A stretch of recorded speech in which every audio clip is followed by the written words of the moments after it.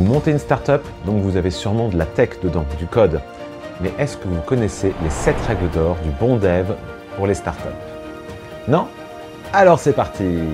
Bonjour à tous, je suis Rémi Perla, fondateur de la Startup Epopia, et aujourd'hui on va parler un peu de dev, de code, de numérique. Pourquoi? Simplement déjà parce que si on est ici pour parler de startup, on l'a déjà vu dans la définition, une startup c'est une entreprise qui cherche un modèle scalable et répétable, et la meilleure voie vers la scalabilité, c'est le numérique. Donc 90% des startups, si ce n'est plutôt 98% des startups, font du dev technique numérique, et donc normalement, si vous regardez cette vidéo, vous en faites aussi. Ok, mais aussi, si vous êtes une startup, vous avez un deuxième enjeu. Vous devez aller vite. La vélocité, c'est hyper important. Ça aussi, on l'a déjà vu dans une vidéo. Et pourquoi vous devez aller vite? Parce qu'en fait, vous avez un projet, vous y croyez fort, mais vous avez 9 chances sur 10 que tout ce que vous avez imaginé, ça ne marche pas, ça ne sert à rien et personne n'en veuille. Et donc, pour savoir vite si vous avez raison ou tort, il va falloir développer une première version de votre produit, votre projet, très vite. Un PMF, un Product Market Fit. Product Market Fit. Minimum viable product. Et donc du coup, pour ça, la vélocité, c'est hyper important, et principalement la vélocité sur la partie tech de votre projet. Et pour atteindre cette vélocité, il y a des règles d'or qui vous permettent principalement déjà au démarrage d'avoir les bonnes méthodes, de ne pas partir dans des mauvaises directions, de ne pas se poser les mauvaises questions, mais aussi ensuite de savoir aussi comment ça va évoluer quand vous aurez le succès, car le succès viendra. Yeah! Ok, donc c'est parti pour les 7 règles d'or du bon dev dans une startup. Règle numéro 1, il faut penser court terme. On n'est pas là pour faire du code qui va durer 2 ans, on ne veut pas faire un code complexe mais qui va être solide dans la durée, pour la simple et bonne raison qu'on ne sait pas encore si ce qu'on est en train de faire a un avenir, et s'il n'en a pas, de toute façon il va falloir faire d'autres trucs, donc il va falloir effacer, il va falloir repasser dessus. Donc la bonne question, c'est comment est-ce que je sais le plus vite possible si l'idée que j'ai en tête, elle a un avenir ou pas. Et donc pour ça, il faut que j'aille vite. Je m'en moque si c'est sale, je dois aller vite. Il faut faire simple et rapide et surtout pas long et complexe. C'est pas compliqué. Vous n'êtes pas en train de construire une fusée. Vous êtes en train de construire un petit lanceur dans votre jardin avec une bouteille en plastique d'eau. Et on s'en moque de savoir si c'est joli. C'est une bouteille en plastique. L'important, c'est que ça décolle. Voilà, quand ça aura décollé, après vous pourrez penser comment est-ce qu'on fait un truc qui va plus haut, qui va plus machin, qui embarque des trucs en plus. Chaque chose en son temps. D'abord, vous faites décoller cette bouteille en plastique dans votre jardin. Et c'est pas grave si c'est une bouteille en plastique. J'en viens ensuite à ma règle numéro 2. On l'a dit, votre code périme super vite. Parce que justement, vous ne savez pas où vous allez, vous avez une idée, vous y allez, et elle sera pas bonne. Et donc tout ce que vous avez fait, vous allez devoir l'effacer et recommencer. Ou alors finalement, il y a une fonctionnalité, mais en fait, c'est pas du tout ce qu'attendent les gens, il faut en faire une autre. Et du coup, cette autre, elle change la logique, notamment si vous avez commencé par le cœur vraiment de votre produit, votre cœur de valeur, dans ces pivots, vous allez voir que ces fondations, elles sont pas si solides que ça. Il y a beaucoup de choses qui vont devoir sauter. Et même les trucs que vous disiez, ça je le fais, mais ça c'est parce que ça va durer 10 ans. Ça ne durera pas 10 ans. Mais c'est toujours une surprise pour tous les développeurs. Quand ils rentrent dans une startup, ils codent, et quand au bout de 6 mois, ils sont déjà en train d'effacer le code qu'ils ont fait 6 mois plus tôt, ils se disent « Ah ouais, là, je suis dans une entreprise un peu différente ». Du code qui dure plus d'1 an ou 2, mais c'est ultra rare. Vraiment au démarrage, mais c'est quasiment impossible que vous ayez du code qui survive. Plus tard, oui, mais pas au début. Au début, c'est vraiment... vous tâtez le terrain, quoi. Vous êtes en train juste d'avancer à tâtons. Donc,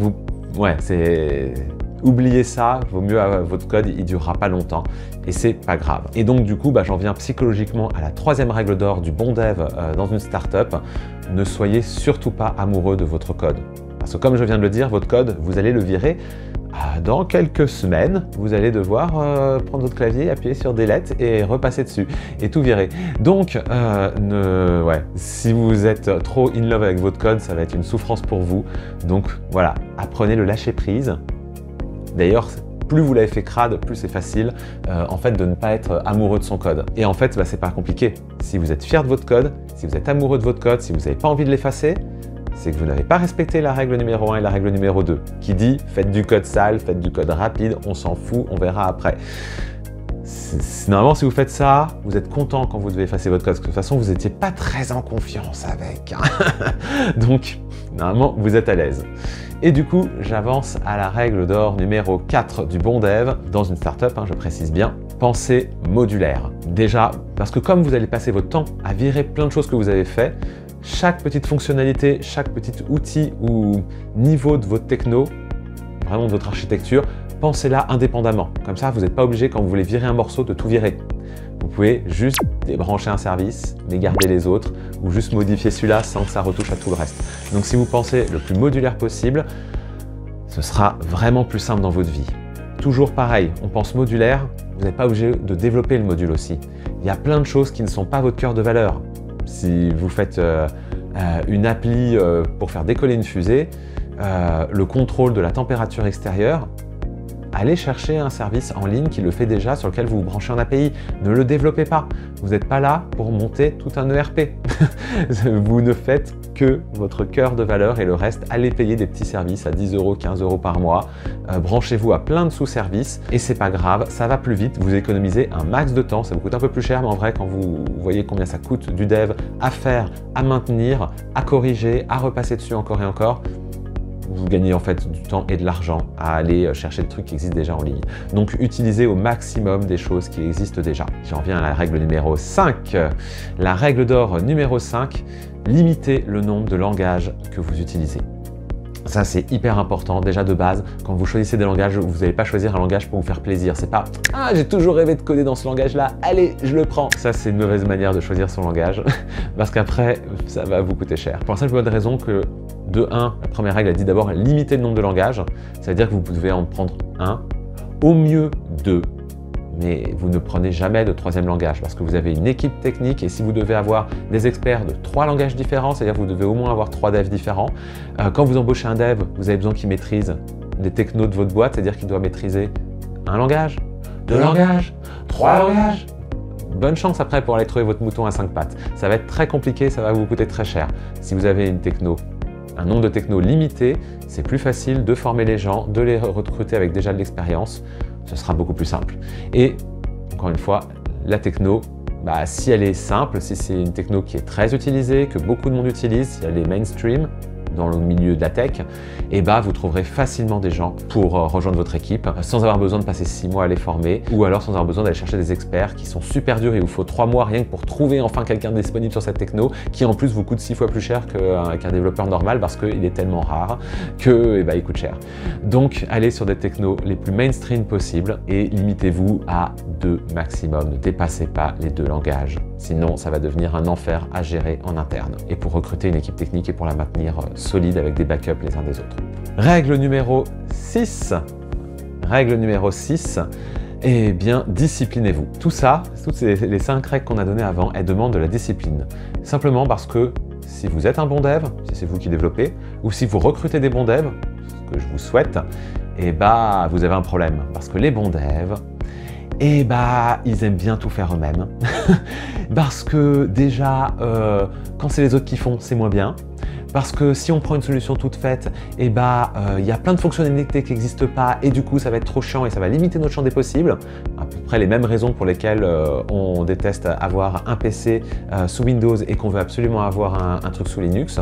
Parce qu'on peut tout faire alors que sur PC on est vachement limité. Ok, mais en vrai vous devez aller vite, donc c'est pas grave si vous êtes limité, vous allez faire avec ces contraintes. Passez outre ça. Donc, et aussi pareil pour les langages. Les bons devs aiment les challenges, aiment aller sur des trucs qui sont beaux, qui les font réfléchir. Aller sur le langage qui est mainstream, ça les fait chier. Coder sur le même langage que tout le monde. Voilà, en général, les bons devs vont vous dire « Ah, le PHP, Sauf que par exemple, le PHP, ça peut être vachement utile. Et parfois, c'est un très bon choix, surtout au démarrage, pour aller vite et pour après une équipe qui recrute facilement. Je suis pas un fan du PHP, mais c'est juste l'exemple, quoi. C'est pour dire qu'il faut faire attention et ça demande de la discipline. Ne pas s'étendre sur le nombre de langages, rester sur des langages simples, utiliser des services qui existent même si ça ne fait pas exactement comme on le veut et même si c'est pas codé de la meilleure manière du monde. Ne pas refaire tout, ne pas réinventer le fil à couper le beurre et l'eau tiède toutes les 5 minutes et se concentrer uniquement sur le cœur de valeur de votre techno, votre métier, celui que vous maîtrisez. C'est pas à vous de faire les modules de paiement, c'est pas à vous de faire la facturation, c'est pas à vous de faire le capteur de température de la fusée. Il y a déjà des boîtes qui sont experts là-dedans. Il y a même des domaines sur lesquels il faut être certifié, donc de toute façon vous n'avez pas les certifications, donc il ne faut pas que vous le fassiez vous-même. Donc voilà, branchez-vous à des services et disciplinez-vous là-dessus parce que vous allez vraiment avoir cette envie qui va venir encore et encore de le faire à votre sauce pour que ce soit le vôtre, que ça fasse exactement ce que vous voulez, comme vous voulez. Et en fait, ça, c'est se mettre un pied dans la tombe, c'est vraiment se poser des complexités de folie. Donc, respectez les règles d'or d'au-dessus. Donc, ça veut dire disciplinez-vous. Et enfin, j'en viens à la dernière, la 7e règle d'or, lever de la dette. Mais qu'est-ce qu'il nous raconte? Pourquoi il nous parle de fric alors qu'on est au milieu d'un sujet qui est tech?